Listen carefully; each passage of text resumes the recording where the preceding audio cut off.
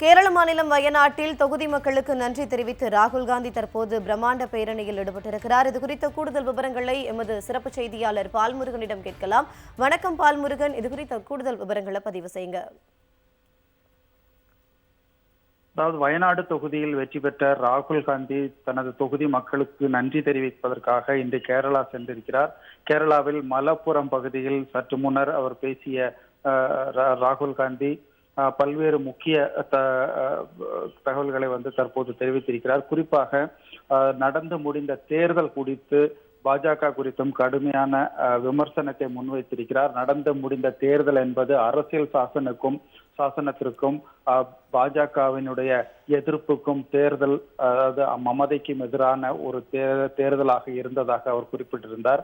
தேர்தலுக்கு முன்பு அதிகார மமதையில் பேசிய பிரதமர் தேர்தல் முடிவுகளுக்கு பிறகு தற்போது அரசியல் சாசனத்தை வணங்கி வருவதை பார்க்க முடிவதாக பிரதமரை கடுமையாக விமர்சித்திருக்கிறார்.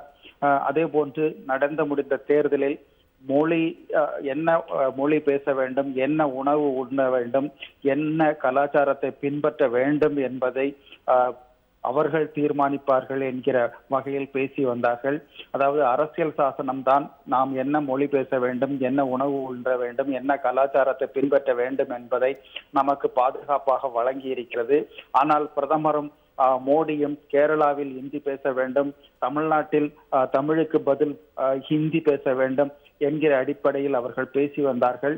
இதற்கெல்லாம் தான் தமிழக மக்களும் கேரளா மக்களும் அதே போன்று உத்தரப்பிரதேச மக்களும் நாடு முழுவதும் பல்வேறு மாநில மக்களும் தங்களுக்கு என்ன வேண்டும் என்பதை நிரூபிக்கும் வகையில் தேர்தலில் தக்க பதிலடியை பாஜகவுக்கு கொடுத்திருப்பதாக ராகுல் காந்தி தெரிவித்தார். அது மட்டுமல்ல, தற்போதைய அரசு ஒரு முழுமையான அரசு அல்ல, பிரச்சனைகள் அடங்கிய ஒரு அரசாக இருப்பதாக ராகுல் காந்தி குறிப்பிட்டார்.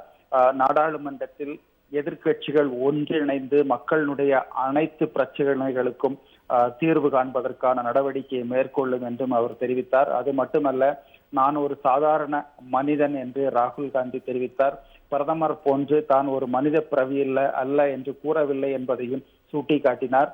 எனது கடவுள் நாட்டின் சாதாரண மக்கள் தான் என்று ராகுல் காந்தி தெரிவித்தார். அந்த அடிப்படையில் நீங்கள் என்ன சொல்கிறீர்களோ அதைத்தான் நான் கேட்க தயாராக இருக்கிறேன் என்றும் ராகுல் காந்தி இன்றைய தினம் தெரிவித்திருக்கிறார். அது மட்டுமல்ல, தற்போது முக்கியமான 2 பிரச்சனைகள் எழுந்துள்ளன. அதாவது வயநாட்டில் நான் எம்பியாக தொடர வேண்டுமா அல்லது ரேபரேலியில் தொடர வேண்டுமா என்கிற கேள்வி எழுந்திருக்கிறது. அதன் மீது விரைவில் முடிவெடுப்பேன். அப்படி எந்த முடிவெடுத்தாலும் அது வயநாடு மக்களுக்கும் ரேபரேலி மக்களுக்கும் மகிழ்ச்சி அளிப்பதாகத்தான் இருக்கும் என்று ராகுல் காந்தி பேசியிருக்கிறார். இன்று தற்போது பேசிய அவர் உரையில் ஒட்டுமொத்தமாக பாஜகவையும் பிரதமரையும் கடுமையாக விமர்சித்திருக்கிறார்.